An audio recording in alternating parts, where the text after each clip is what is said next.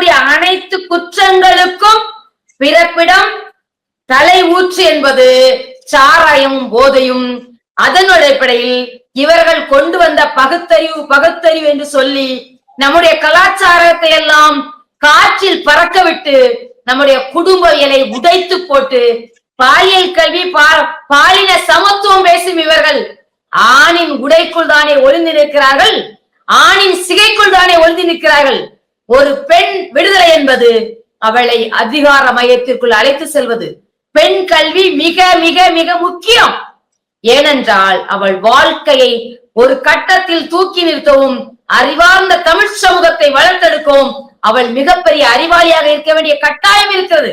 ஆனால் இவர்கள் பேசுவது போல பிற்போக்குத்தனம் என்று சொல்லி சொல்லி சொல்லியே நம்முடைய அனைத்து கலாச்சாரங்களையும் நம்முடைய அனைத்து கலாச்சார விழுமியங்களையும் உறவுகளையும் இன்னைக்கு சொக்காரன், அண்ணன் தம்பி, பெரியப்பன், சித்தப்பன் எதுவுமே இல்லாத ஒரு தமிழ் சமூகத்தை இந்திய அரசு குடும்ப கட்டுப்பாட்டின் மூலமாக உருவாக்கியது.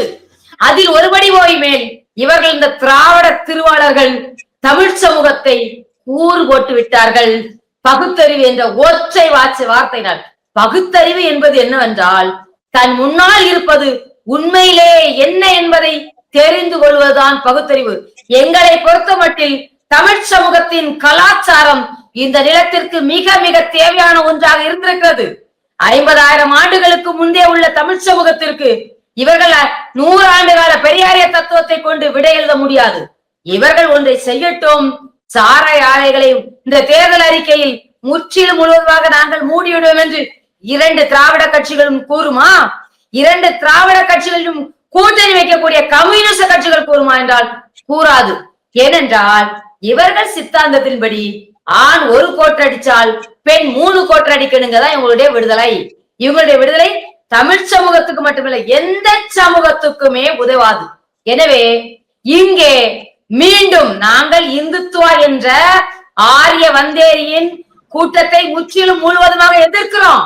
அதற்காக தமிழனின் குல வழிபாடா இருக்கக்கூடிய மூத்தோர் வழிபாடை விட்டு நாங்கள் வெளியேற தயாராக இல்லை. காரணம், இங்கே பெண் தெய்வங்களை ஏன் வழிபடுகிறார்கள்? நாங்கள் பெண்ணடிமைகள் என்று சொல்ல இவர்கள் யார்?